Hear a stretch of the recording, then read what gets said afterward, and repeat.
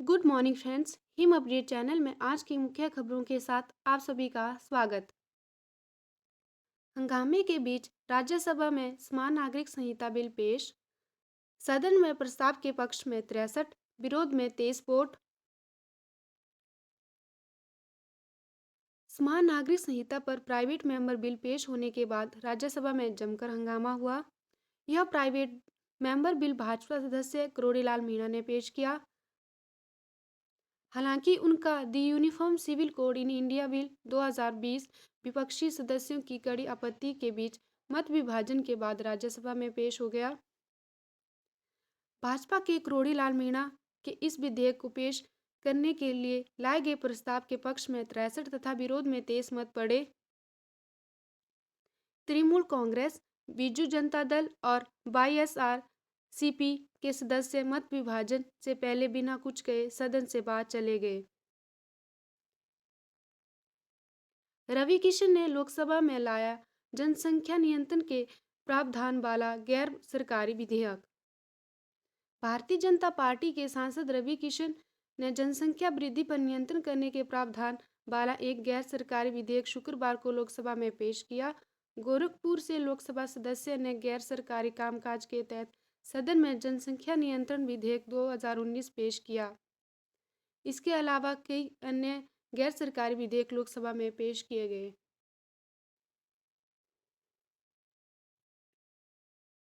कांग्रेस में CM face पर घमासान। सीएम की कुर्सी के लिए high voltage drama. Holly Lodge के समर्थन में नारेबाजी। प्रभारियों के होटल के बाहर जुटे समर्थक। मुख्यमंत्री फेस पर हाई वोल्टेज ड्रामे का असर कांग्रेस के बड़े नेताओं को भी झेलना पड़ा। प्रतिभा सिंह को मुख्यमंत्री बनाने के पक्ष में भीड़ सीसल होटल के बाहर जुट गई और इस दौरान जमकर नारेबाजी हुई। भाजपा को हरा दिया, सत्ता हाथ आई, अब कुर्सी की लड़ाई। प्रतिभा सिंह हॉली लॉज, सुक्खू चंडीगढ़ तो मुकेश सोलन से बनाते रहे रणनीति। 3 बार बदला मीटिंग का समय। प्रदेश में 40 सीटों की बड़ी जीत के साथ भाजपा को 7 सत्ता में फेरबदल करने वाली कांग्रेस शुक्रवार को कई जगह फंसी नजर आई। नतीजों के साथ शुरू हुई सीएम रेस में पार्टी के खेमों में बंट गई। राजधानी में कहीं सड़क पर हल्ला सुनाई दिया तो कहीं बंद कमरे में रणनीति चाले चली गई।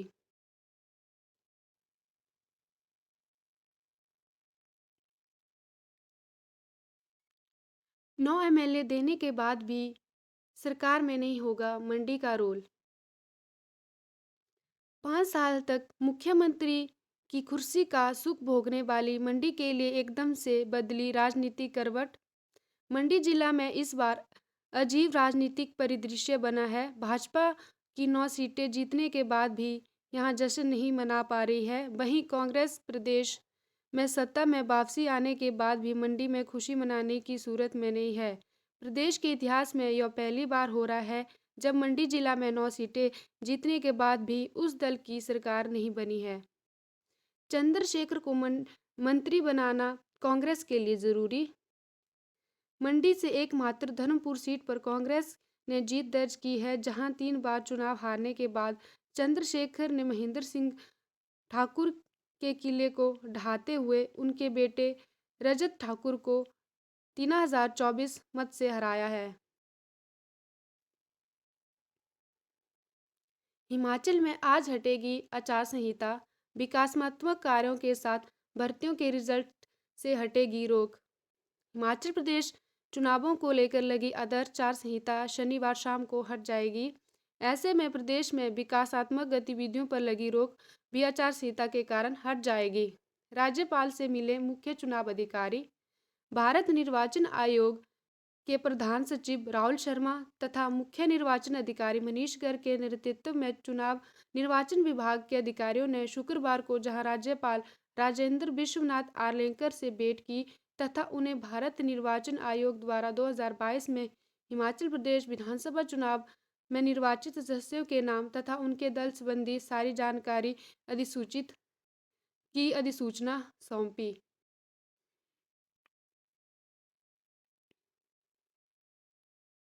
सभी धर्म में बेटियों की शादी की उम्र 18 करने की मांग पर नोटिस। सुप्रीम कोर्ट ने महिला आयोग की याचिका पर केंद्र सरकार से मांगा जवाब।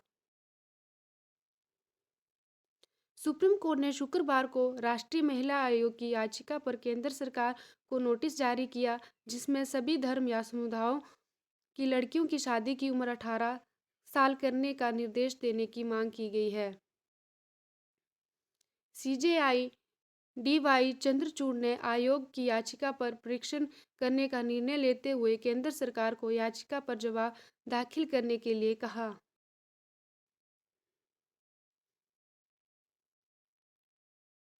सुप्रीम कोर्ट का कॉलेजियम में हुई चर्चा की जानकारी देने से इनकार।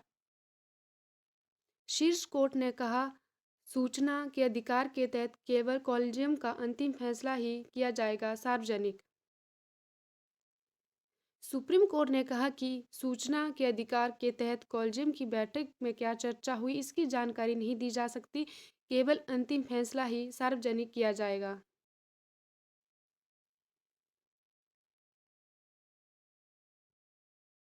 सहयोगी नहीं, भारत बनेगा एक और महाशक्ति। अमेरिका अमेरिका राष्ट्रपति कार्यालय व्हाइट हाउस ने कहा कि भारत अमेरिका का सहयोगी नहीं बल्कि दुनिया में महाशक्ति बनकर उभरेगा। व्हाइट हाउस के शीर्ष अधिकारी कर्ट कैंपबेल ने कहा कि बीते 20 वर्षों में भारत अमेरिका के द्विपक्षीय रिश्ते जितनी तेजी से मजबूत हुए और गहरे हुए हैं, वैसा किसी अन्य देश के साथ नहीं हुए हैं। हाटी समुदाय को जनजातीय दर्जा देने के लिए संशोधन विधेयक लोकसभा में पेश। जिला के गिरिपार क्षेत्र के हाटी समुदाय को जनजातीय दर्जा दिए जाने को लेकर विधेयक शुक्रवार को केंद्रीय जनजातीय मामलों के मंत्री अर्जुन मुंडा ने लोकसभा में पेश किया। लोकसभा में विधेयक पारित होने के बाद राज्यसभा में प्रस्तुत किया जाएगा और दोनों दल से पारित होने के बाद राष्ट्रपति के हस्ताक्षर से लागू होगा।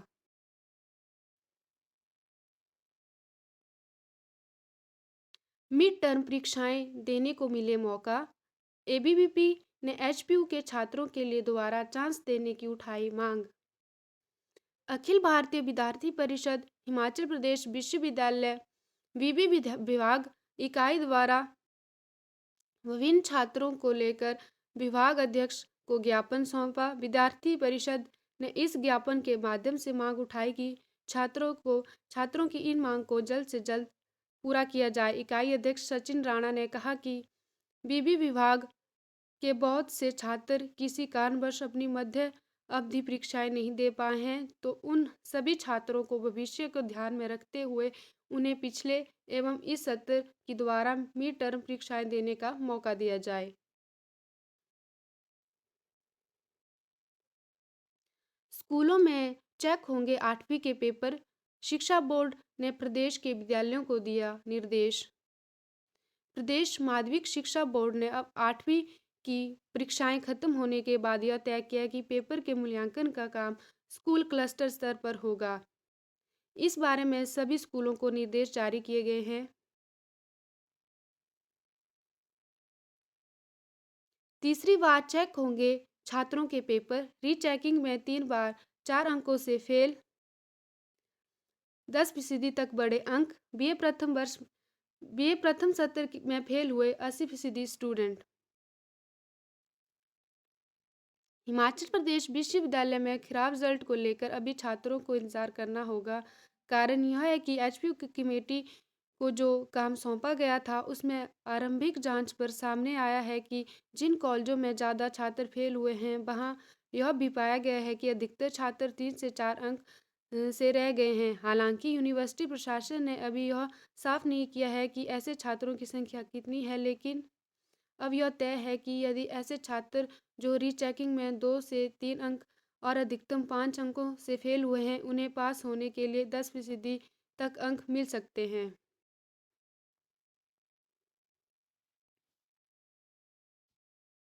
तकनीकी बीबी 20 दिसंबर तक भरे जाएंगे ऑनलाइन परीक्षा फॉर्म।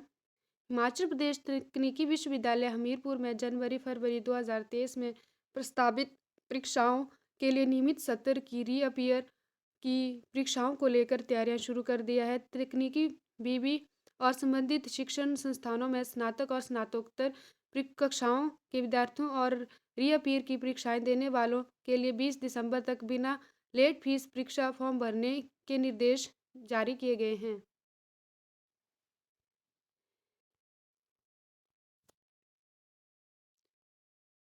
इंडियन नेवी की अग्निवीर भर्ती में 20% सीटें महिलाओं के लिए।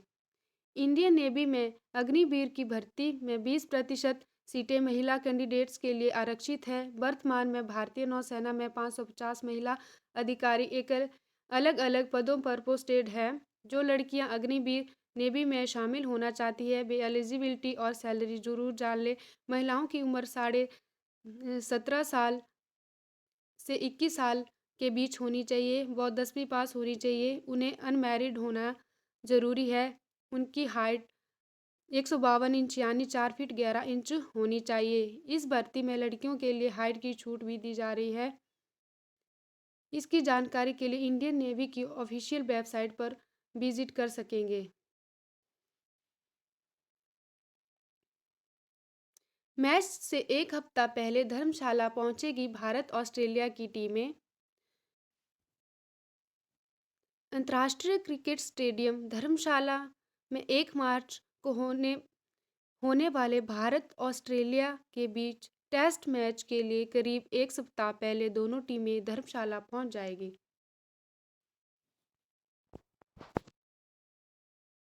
रणजी ट्रॉफी के लिए चुनी प्रदेश की टीम। ऋषि धवन होंगे कप्तान। 13 दिसंबर से शुरू हो रही रणजी ट्रॉफी में हिमाचल टीम के कप्तान ऋषि धवन को सौंपी गई है। टीम में निखिल गंगटा, प्रशांत चोपड़ा, राघव धवन, एकांत सेन, पंकज जसवाल, वैभव अरोड़ा, कंवर अभियान, मयंक डागर, आकाश विशिष्ट, सिद्धार्थ, सुमित वर्मा, अमित कुमार, गुरविंदर सिंह, विजय गटेलिया, अंकित कलसी, प्रवीण कुमार, शुभम अरोड़ा शामिल है। धन्यवाद।